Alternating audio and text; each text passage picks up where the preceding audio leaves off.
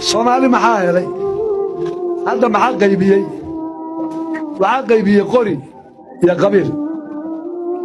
qaad iyo qiiq qabale iyo qabadin qurba jooga la jooga intaasaa qaybisay dadku uma joogo saddex nin baa sii xukuma geesi fule aqoon-yahan jaahila iyo caaqil doqona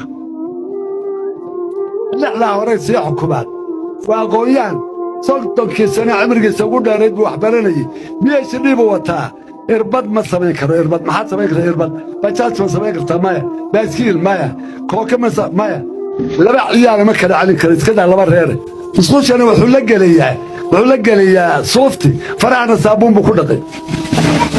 diinna ma yaqaan dhaqanna ma yaqaan wuxuu sugayaa lacag waxado in maareeyo laga dhigo iyo agaasile markii loo dhibana wuu ka gaadhsiin 6 bilood